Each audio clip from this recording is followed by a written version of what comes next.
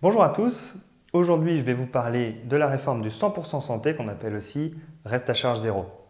Je pense qu'il est important qu'on fasse un point là-dessus pour savoir exactement ce que ça signifie, quand est-ce que ça entre en vigueur et qu'est-ce que ça implique, qu'est-ce qui rentre dans le reste à charge zéro. Déjà ce qu'il faut savoir c'est que le reste à charge zéro ça ne concerne pas toutes les garanties, ça concerne l'audition, les prothèses dentaires et l'optique, les lunettes. Une information qu'il faut avoir à l'esprit quand même, c'est que ces trois postes de remboursement, ça représente 3,3 milliards d'euros de reste à charge pour les assurés sur un an. Donc c'est pas rien, c'est une nouvelle dépense que les complémentaires santé vont devoir prendre à leur charge. C'est pour ça que cette réforme, c'est une réforme qui occupe beaucoup les acteurs du marché en ce moment, qui sont en train d'adapter leurs offres existantes et à venir pour être prêts le jour J. Alors, quand on parle du jour J, c'est quand exactement? Ça a déjà commencé. La réforme du 100% santé, elle est en vigueur déjà aujourd'hui, mais pas complètement. Elle s'étale de 2019 à 2021. Alors qu'est-ce qu'on a? En 2019, on a déjà une baisse de 200 euros sur les tarifs des prothèses auditives. Mais ce n'est pas que. On a aussi un plafonnement des tarifs sur 11 prothèses dentaires différentes. Ces plafonnements ils sont liés à l'entrée en vigueur au 1er avril 2019 de la nouvelle convention dentaire. Et les lunettes dans tout ça, en 2019, on n'y touche pas. Elles ne rentrent pas encore dans le 100% santé. Par contre, au 1er janvier 2020, là, on va dire que c'est beaucoup plus lourd comme changement. Il y a la prise en charge des équipements optiques qui entrent dans le 100% santé. Cette prise en charge, elle sera complète dès le 1er janvier 2020.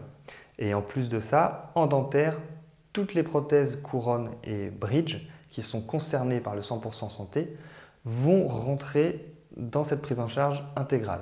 Parallèlement à ça, en 2020, les prothèses auditives vont encore voir leurs tarifs plafonnés un petit peu plus.